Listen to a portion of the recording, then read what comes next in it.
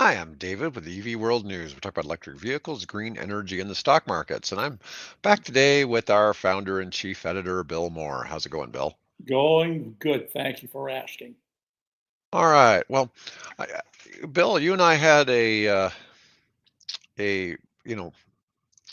news guy from a prominent news source that I can't name contact us because he was concerned about something, and apparently he doesn't feel like he can freely speak his opinions on some of the things going on. And this was particularly with Tesla and Elon Musk. Okay. Okay. And I think he felt in the world of journalism that he will face persecution, Retribution. Yeah. yeah, and retribution if he speaks out on some things. And Yeah. while I don't necessarily agree with his opinions on pretty much anything, um, I want to talk about it a little bit. So, um, And and by the way, I have known this particular individual for well over 20 years. So it's not yeah, like he's somebody popped out of the woodwork that I've not had a chance to know. So, yeah, the thing is, and Bill and I discuss this sometimes. I don't care how much you like somebody, how much you think you might agree with them politically. There's probably, if you went through all the different spectrum of things in politics, you're probably going to disagree on 20 to 40% of all the different things. You may have different opinions on guns, abortion, electric vehicles. That one is always the one that we're kind of like trying to a little educate people puzzling. on Yeah. because Yeah. it's really bizarre. Particular, yeah, I was going to say, particularly when we talk about what I learned yesterday. So we'll get to that later. yeah, I mean, like, I do things in the green energy space, and it's just like some of this is just madness because I don't get where some of these things come from. But this particular reporter feels he can't talk about the fact that, it's funny. He doesn't say that he really dislikes Elon Musk. Okay, his thing is um, he feels that Musk shouldn't be leading Tesla. Now, he's against some of the things. He's definitely against some of the things that Musk is doing. But his concern was, could Musk be forced to be removed from Tesla, or could Tesla be removed from various ETFs and indexes Hmm. if because of events concerning Musk? Now, Yep. this was kind of an interesting take. Now, I think that until Doge is dissolved in July of next year, I think Musk shouldn't be CEO of Tesla. I think that he should Agreed. step down and just go back to being CEO of Tesla next August. You know, I think that's a pretty simple solution to a lot of this. Of all the various companies that Musk runs, Tesla is the only one that's publicly traded. All the other ones are Or private. private. Yeah. Yeah, so it doesn't affect any of the others. He doesn't have any fiduciary duty to shareholders or whatever. But we've seen some real roller coaster rides with the Tesla stock in the last few months. What's fascinating is I was looking, if you go back a whole year on Tesla, the stock is up 50%. So if you had bought Tesla a year ago, went into a coma, woke up today, you'd be really, really happy with your Tesla With stock the because it's results. gone up Yeah. 50%, right? But But if if you'd you woken up three if you months did, earlier, you'd been a lot more happy. yeah, well, if you had bought in on January 1st of this year and Yeah. then woke up from the coma, you'd be quite unhappy. Yeah. So, because it's dropped something like 30% from its peak Yeah. this year. And so it's kind of fascinating to see that. But the reporter in question um, was curious if, particularly some of the European Union countries with some of their different laws, could force indexes and ETFs to divest Tesla from being traded as part of their funds. Yeah. Well, Now, you see what Canada did, right? Canada wh- said basically they've shut down the their ability to apply for various tax credits and things of that nature. I think, did I not read that they're going to apply 100% tariff on all Teslas, right? oh, I didn't see that. I Yeah. didn't see that. That So, must be something new. yeah, yeah. Now, Now, again, remember, I'm an old guy trying to remember 40 and 50 stories every day, which is getting increasingly harder. So No, don't do that. well, I do know that Canada was ending the EV tax credits, and Tesla stores were having record numbers of orders. Yeah. It really looked like people were trying that had been holding off on making a purchase, all rushed these stores and bought all at once No, because no, you no, don't think so? no, I don't think so. No, I think I think there's some funny business going on at that store. And Well, you never know. that's what the Canadian press is saying. Yeah, well, I read articles on that where they had something like 1,200 orders for Teslas in one weekend, and it dwarfed everything else in the country. Yeah. Yeah, yeah. Well, go figure. I mean, if the tariffs are not tariffs, if the tax incentives are going to go away, I could see that being a pretty big deal, especially if Tesla let prospective buyers know it was, reminded them it's about to happen. One of the things you and I see in the EV tax credits here in the US is how many people actually know how they work or that they even exist. Well, look how long I've been in this thing, and I still haven't quite. I bought a different car, a different EV, and it apparently qualifies for the up to 4,000, 30%, whatever it is, thing, and it's all new to me, and so it was all new to the dealer I bought it from.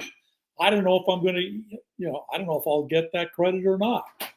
But yeah, it's I can see. And here's a guy that's been working in this thing for 20 plus years. Mhm. Yeah, but I feel, concerned about this where the reporter in question feels like his opinion is being suppressed. I'm not say, or he feels like there'd be retribution if he expressed his opinion in public. And Yeah, I thought, that's really not that's the something a journalist should feel.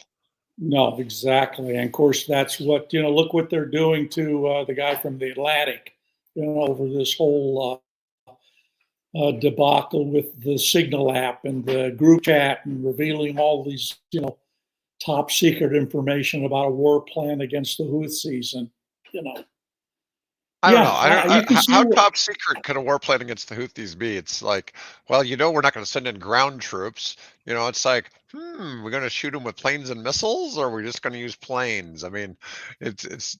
I find that kind of Well, fascinating. we're still putting American personnel at risk, Oh, there's because no question. they do have weapons, that they can strike back with. They've actually sent missiles and hit parts of Israel, and that's a long way from the Red Sea, up to Israel, relatively speaking. That's like, I think, probably firing a missile from Oklahoma and hitting the capital of Lincoln. It's a Right. fair distance. I watched some videos about how they did suppress some of the new, was it F-15EX or maybe it was the Growlers? Anyways, how they were suppressing with new technology, how they were suppressing, the anti-air defenses that the Houthis have. And Yeah. it's really kind of thing. It's like you think of these guys being a bunch of, this like criminals running around, but they're really well funded by the Well, Iranians. They have yeah, quality missile equipment.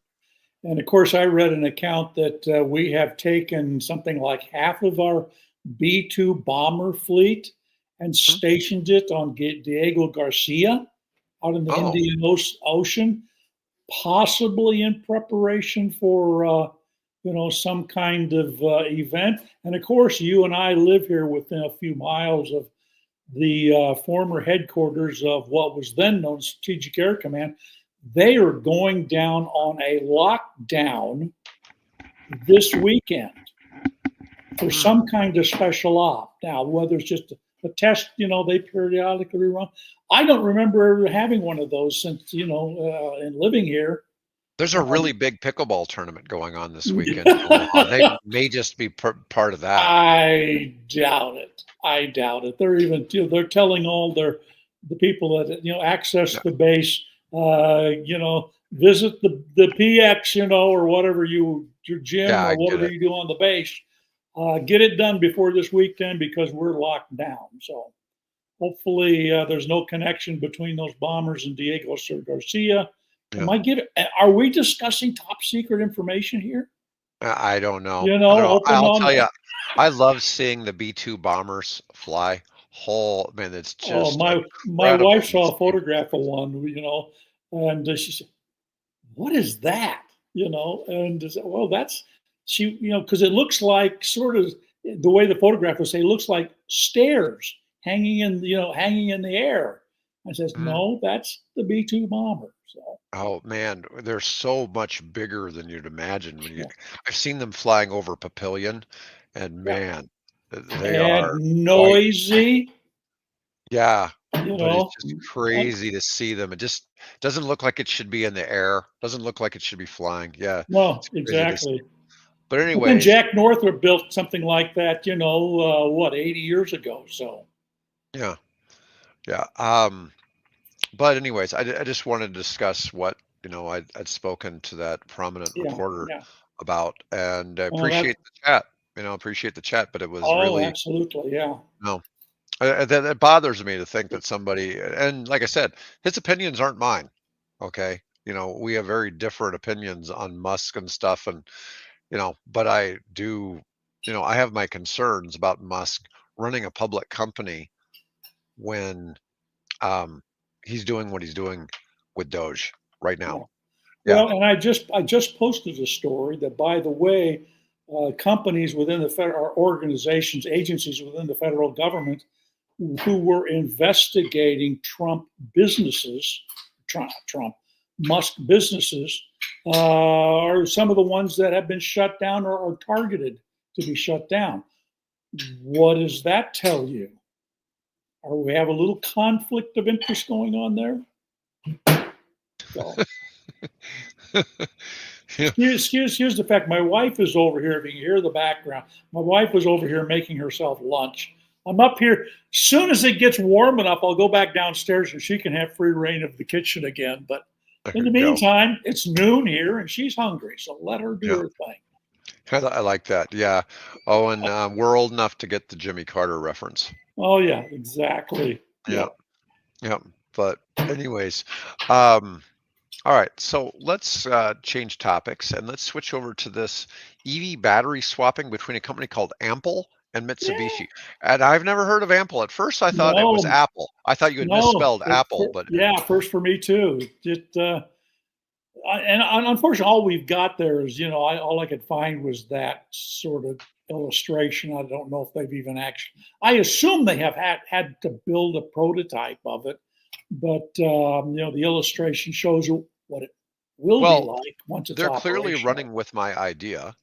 Well, Um, of course, yeah. yeah, you can And fit. You can put a semi through this thing, right? yeah, so In this fact, is there where it is.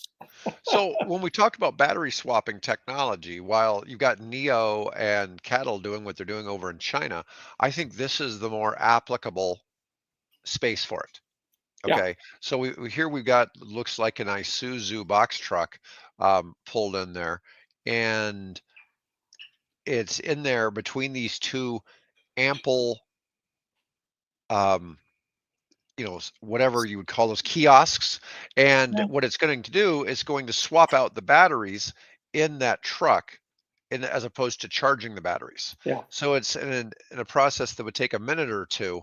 It'll swap out the batteries. The truck can go on its way. yeah, And that's a lot faster than, because you look at, you go to a truck stop or um, not yeah, a truck stop, and they've got say 6 bays where you have 2 tanks, you're filling diesel on 2 hmm, sides of the vehicle, and it takes about 8 minutes to fill up a truck, and then they pull it somewhere, and then they run inside, right?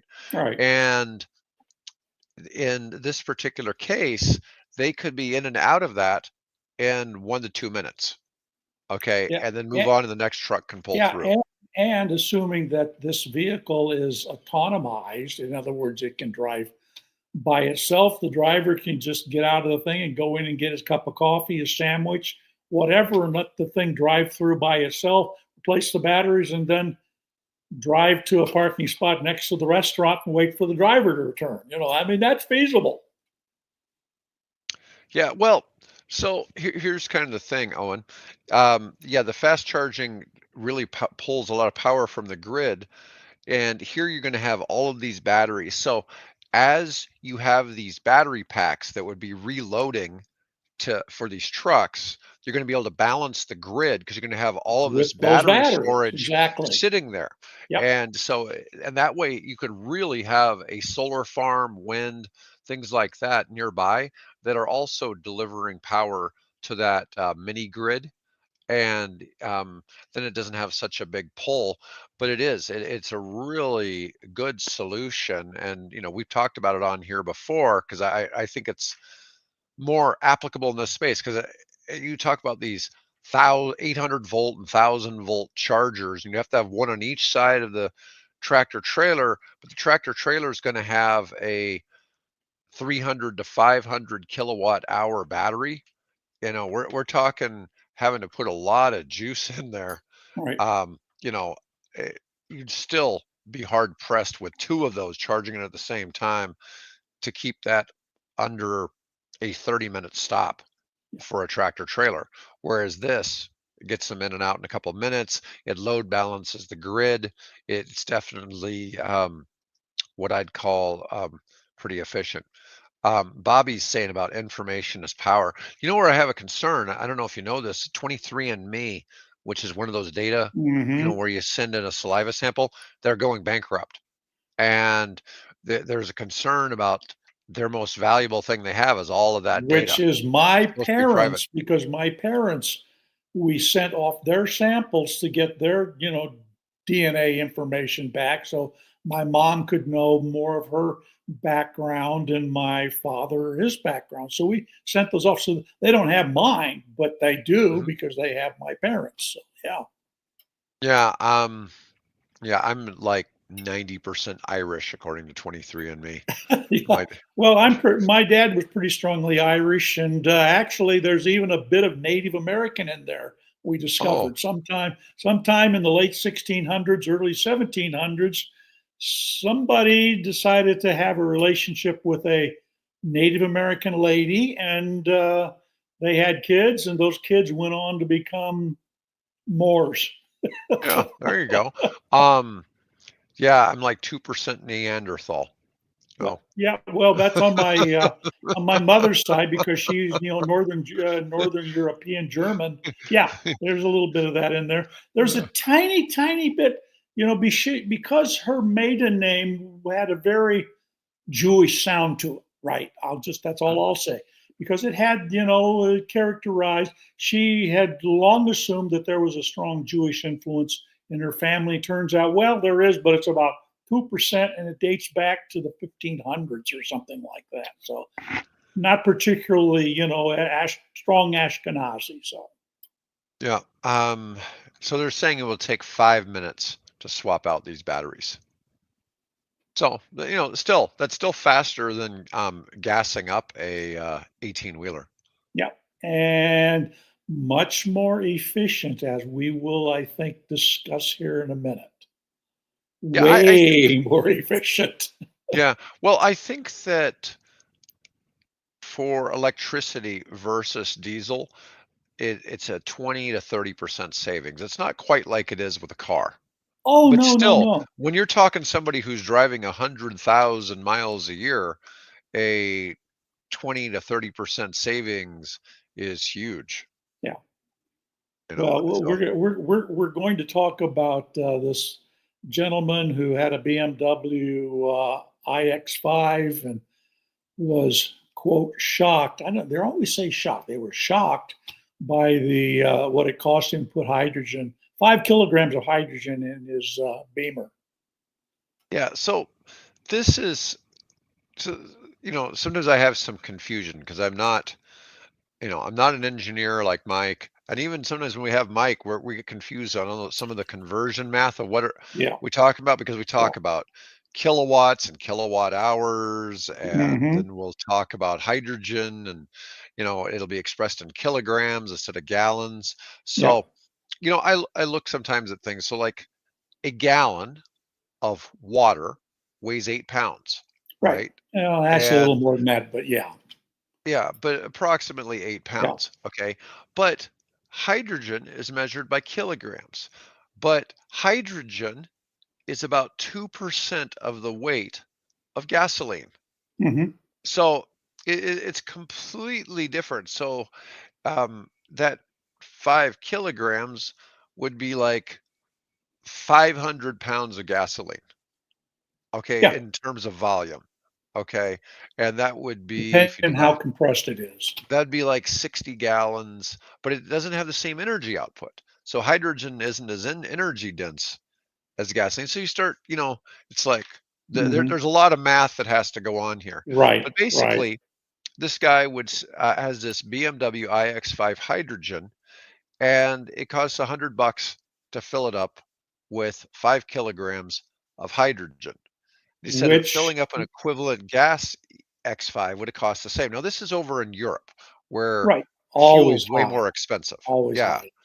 yeah. So um, Now, that was just it. just just to give people a reference here, a kilogram of hydrogen is roughly equivalent, again, depending on how it's compressed, to a gallon of gasoline in terms of the energy density that is there. But it has to be really, really compressed uh, to get it to be equivalent. But roughly, it's equivalent energy wise.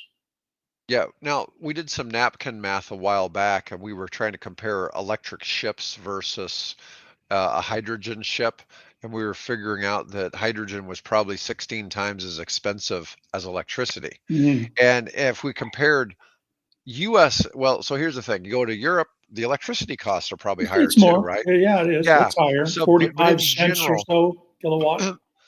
yeah, well, we were talking yesterday, we were looking at those big car parks they're talking about with the 44 slot car parks, Right. and they Yeah. were saying that depending on the time of day, it could be anywhere from the equivalent of US a buck 10 a kilowatt hour Right. Yeah.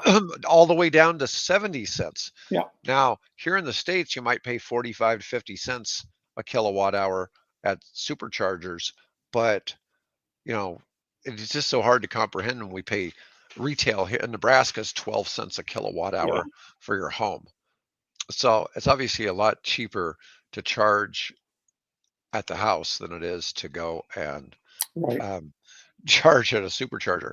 But that's the thing is the guy in the Netherlands was talking about how fast the cost will go up on the meter when he was refueling. But there's not a lot of Yeah. places to go fill it, but that we understand Yeah. that. Yeah. Um, but it's obviously cleaner. It's just it's a challenge, and to make hydrogen work. I don't know how you Yeah. make. It's just I did I went on to the Google Studio AI and ran some numbers through it and said, okay, here's the article.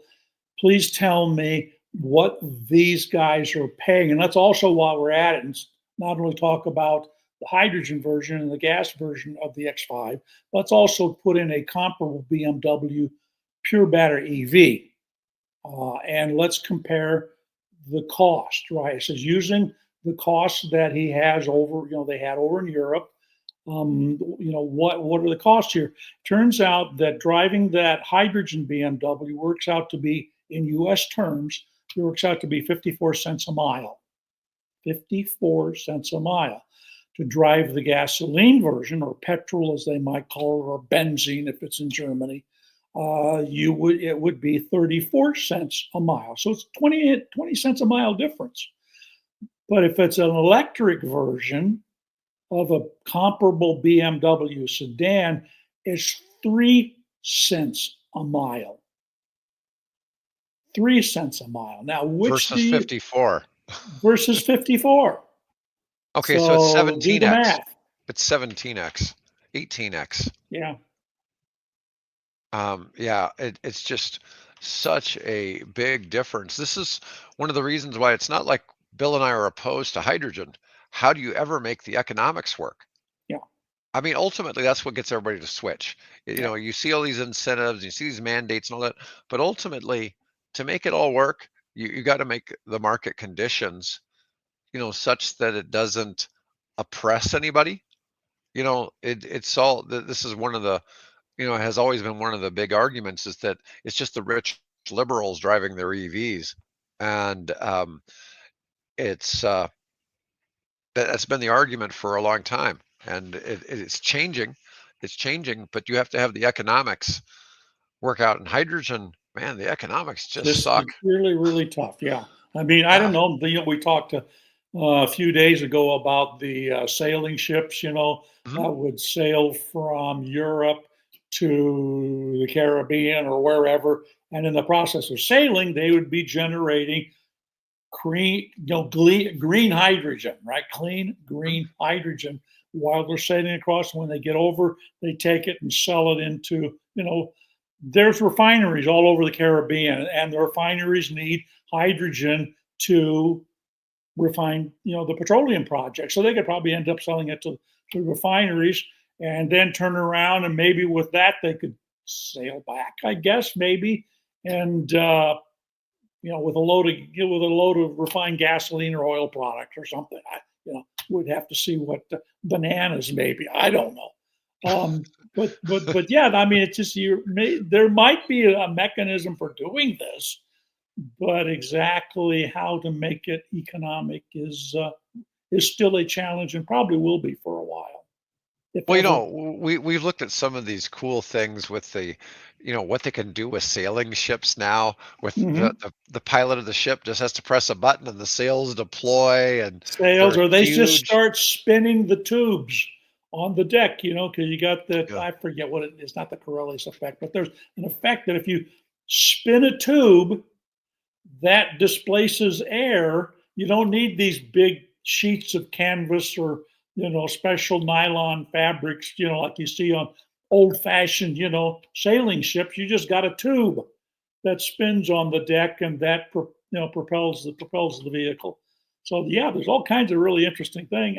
Is it economic? I guess we'll find out. All right, Bill, you wanted to talk about one pedal driving today. Yes, I have to talk about that. Okay, I've owned hybrid vehicles since the year 2000. I had one of the very early production Honda Insights, one of the first 1000 actually. So replaced that with a Toyota Prius. Loved it, great car. We just ended up giving it away to a local charity. Then I have the Fiat 500 out there in the garage, which is a wonderful little electric car, and I love it.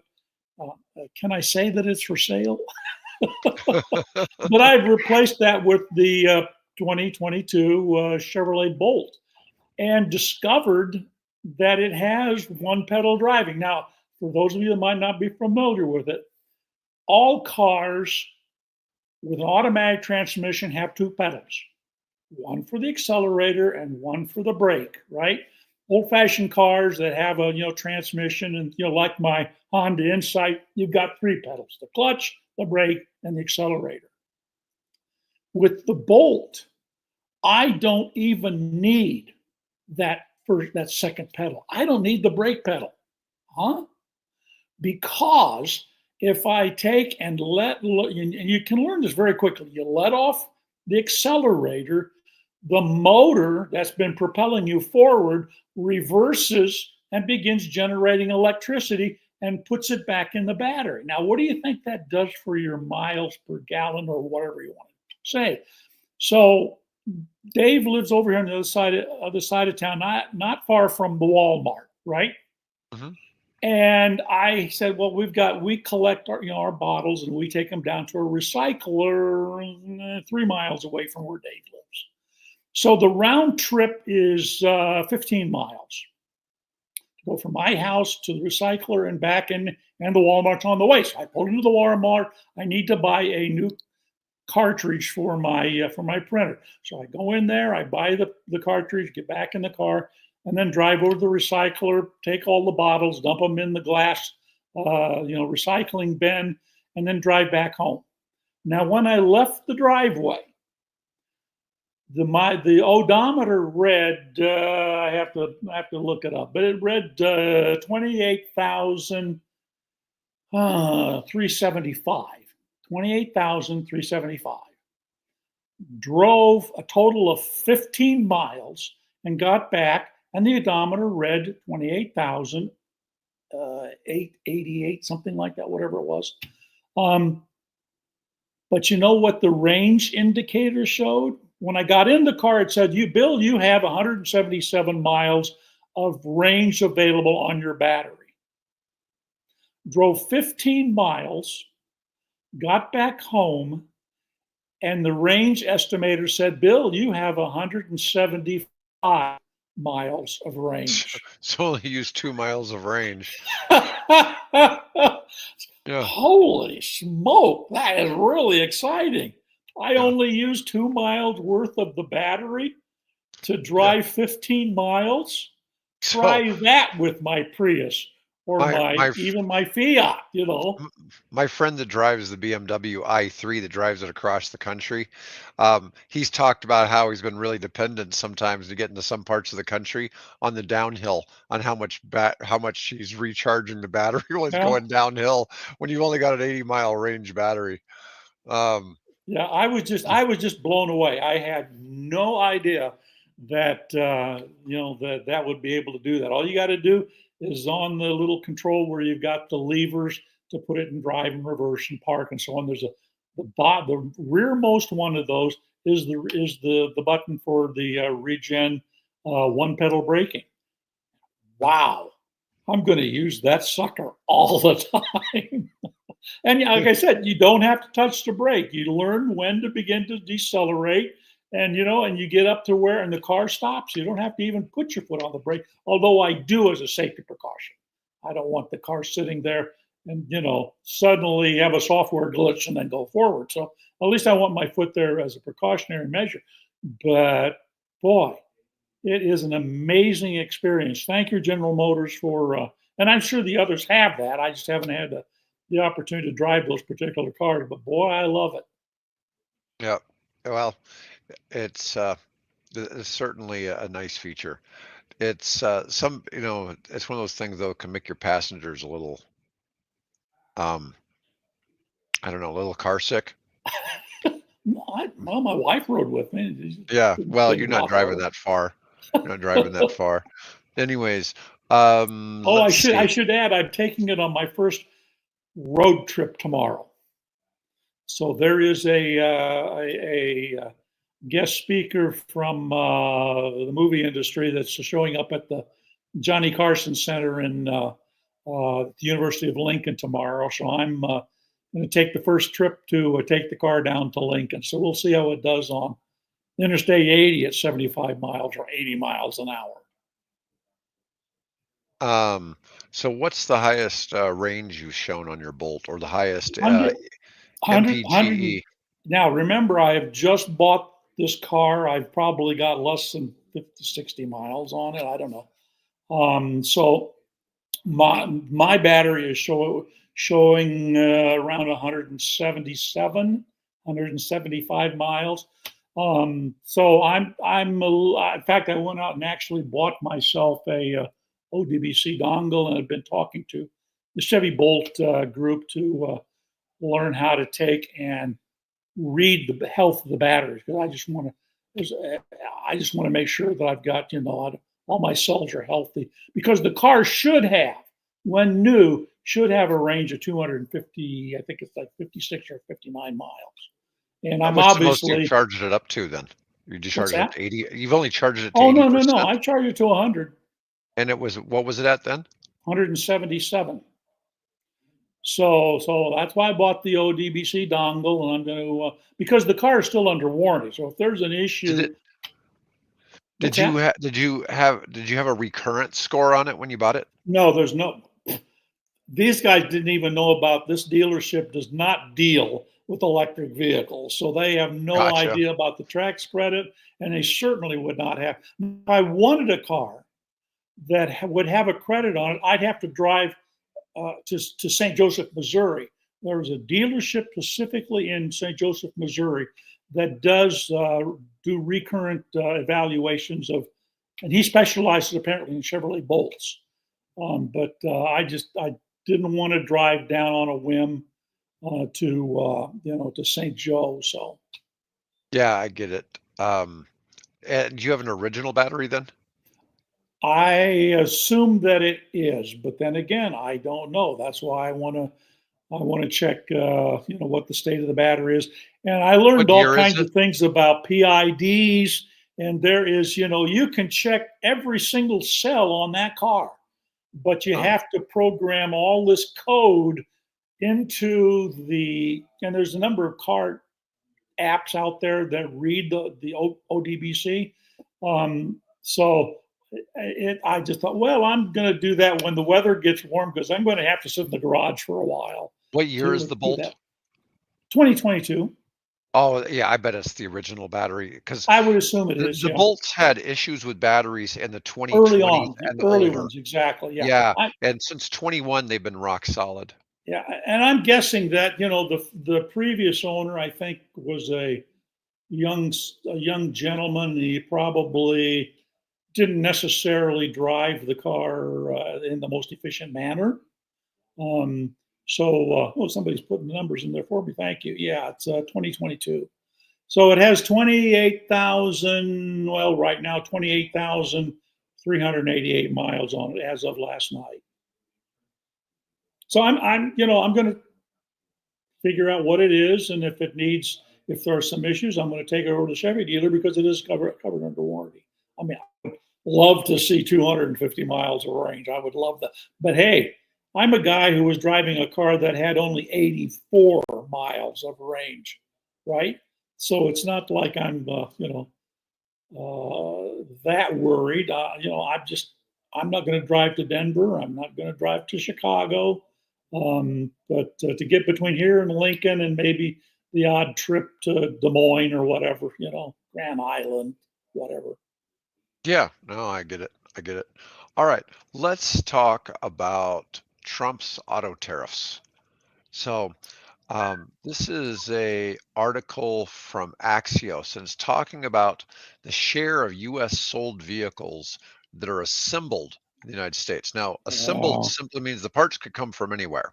yeah. Okay, so I'm And going to share typically this first. do. Yeah.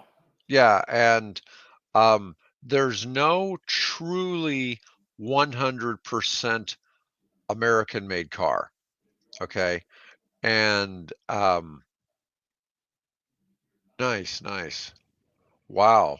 Yeah. Nice. Thanks, Reza. Appreciate that. 15,000 miles was all it had on it and got to That was a replace. 17.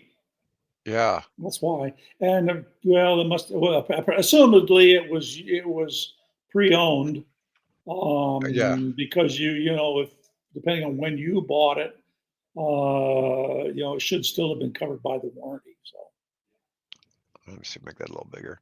So Rivian and Tesla are 100% assembled in the US.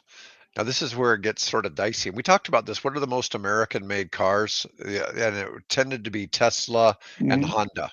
Okay. Ford 78% assembled, Honda 64, Stellantis 57. They'll just start Subaru, Nissan, GM, Toyota.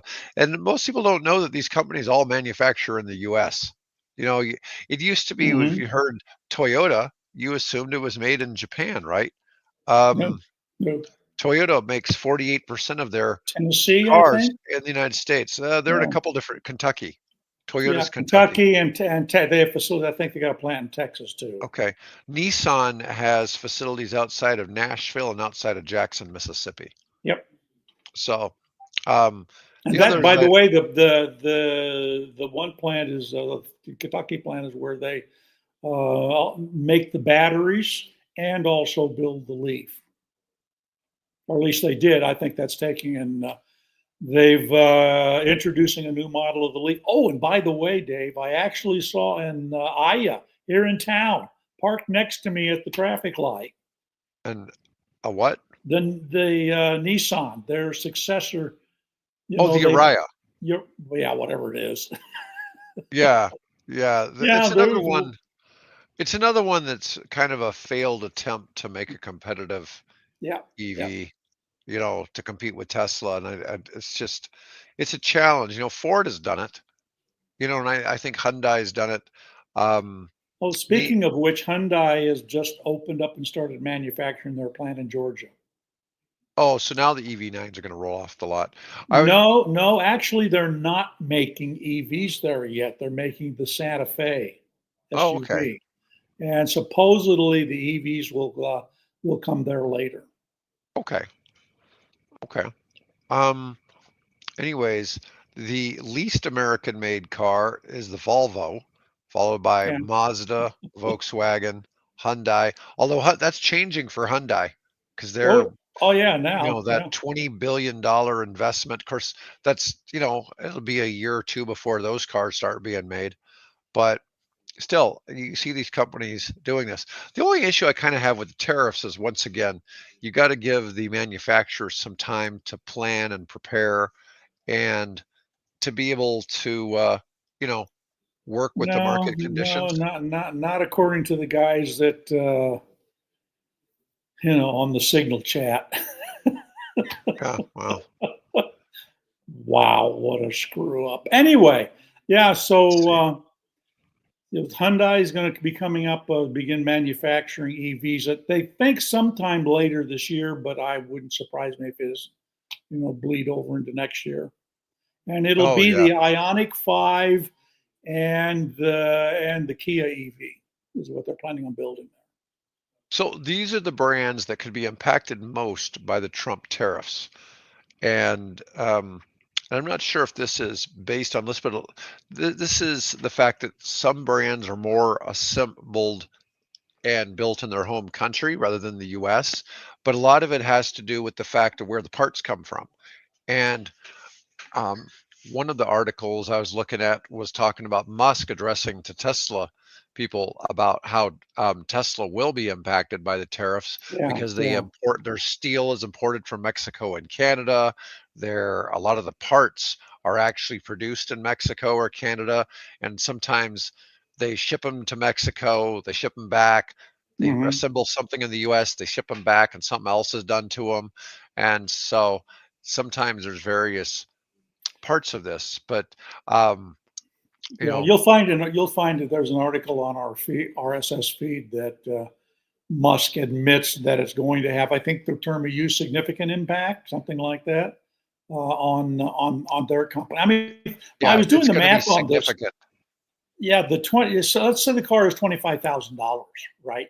Not that there are Mm, many $25,000 cars out there. So you slap a 25% tariff on it. Now you're looking at a car closer to 40,000. mm. Take 25% of that, a quarter of 25,000, and you're looking at a car that. Well, no, hang on, Bill. Do your math here. Quarter, that's six. So you're looking over $30,000, 31,000, something like that. 20% of all Tesla parts come from Mexico, and an undisclosed percentage also come from Canada. Um, And by the way, the Canadian aluminum and steel industries have had to lay off their workers. I think there's a significant number. I forget what was. It's into several hundreds of people that were laid off because of the tariff and the steel not now coming into the United States. I'm curious to see how all of this plays out, because already a lot of the tariffs that are being put on different things are similar to tariffs those countries impose on our stuff already being shipped into those countries, and some countries are already relenting. I've notably India just gave up on a bunch of tariffs that they have on U.S. made products, Yeah, they've been so that kind of they notorious for that. Yeah. yeah. So I'm just saying that, so that's part of it, and there's other things going on. I've always felt that whenever I see Trump do something that I think is dumb, he always comes back a few weeks later, and I see it's like, oh, that's why he did it, and it Yeah. doesn't always seem to make sense when he does stuff, and then later on it does. Well, But hopefully there's some brighter people than he is behind him that's suggesting these things. You know, the government takes a whole lot of people to work out. I had somebody really criticizing Jigger for his opinions from our show on one of the videos because we Right. made a couple of videos from when we had him on here. And if you don't know who he is, he was the guy who handed out the billions and billions of Yeah. loans for the Department of Energy Yeah. for the past 4 years, and he And knows a made thing or us two. money. And he made money. Yeah, he Yeah. made money for the government. Yeah, he did a good job. But people were like criticizing him. He doesn't know what he's talking about with auto manufacturing. And it's like, well, you know, I suspect he has a little more insider knowledge than we do, even though, we're in the Well, reporting yeah, space. one would hope that that they've got people in the industry that they can call up on the phone and say, "Hey, I'm with such and such. Can I talk to you about this?" And Yeah. that they'll return the call or whatever. Yeah. So it was really quite funny and saying that this guy doesn't know anything. It's like, well, you know, Well, clearly and you're your and uninformed. and your credentials are, you know, Yeah. Right, right. Yeah, I get people all the time though, but the thing is, we deal with a lot of they weren't criticizing for any of his EV comments. It was mainly because he doesn't feel that Aptera really has what it takes, to get something done. mm, And you and yeah, we love Aptera. We want to see them succeed, but it's like, yeah, that's a pretty interesting opinion. yeah. If I've got a somebody story. I haven't posted one that just came up on the in my stream. Uh, Here, I'll post it, this afternoon when we're done about Optera. I don't Okay. recall what it was, but yeah, there's a new story out. I watched a video. They released a video with an update about what's going on, but it really They was still do yeah, that it's still monthly, kind I of a think. yeah, it's still kind of a non-starter. It's like, hey, we're improving this, we're doing this, we're doing this. It's like, Yeah, yeah, but you're not delivering any cars, yeah. and that's what we all want to see. We want to see you deliver some cars, and But we want them to be safe, yeah, well, uh, you know, not full of glitches like glue falling off of the, letting your front fascia fall off. So, yeah, that's not a good thing. Um, but Yeah, it was just interesting to see some of these perspectives of different mhm. things, and I felt that Jigger seemed to have a pretty good idea what he was talking about. Yeah, well, that's what makes the world go round. We can't just have. It's good to have different perspectives. That's why Dave and I are on here. I Mm. got the left leaning side, and Dave has the right leaning side, and hopefully somewhere in the middle. I'm occasionally right, and he's more right. It's so funny because you get all these people when they talk about EVs, they always bring up stuff that was true like 5 to 10 years ago. Yeah. That's one of the things they don't realize how fast. No. I compare the EV space to the computer business in the Oh, 90s. Your absolutely. computer's becoming obsolete every 2 years. I'm not Yep. saying your car is becoming obsolete, but the batteries are having in price every 2 years. What other industry has that going on? I mean, they've dropped 90% in the past 10 years, the battery prices. Yeah. I mean, it's staggering. And so when people heard about somebody paying 30 plus $1,000 to replace a battery in an EV, and it's like you could probably pick up a Tesla battery for probably like 6 grand now. Yeah. And what did Reza picked one up for? What, 12, whatever it was? So yeah. Um, no, no, no. He said he bought like a Oh, I see. Oh, 2017 that with was. Oh, I'm sorry. 15,000 miles I was that it had misinterpreted. the Those were battery miles, replaced. not dollars. So, Yeah, he bought it for 12,000. duh. Yeah, yeah. But anyways, yeah, it's easy when he doesn't put there's a little lack of context in the sentence. But I understand what he was getting at. Yeah. But that's okay. Anyways, folks, thanks for chiming in and listening to us ramble on. And Yep. Bill and I will be back on Tuesday. Otherwise, everybody have a great week.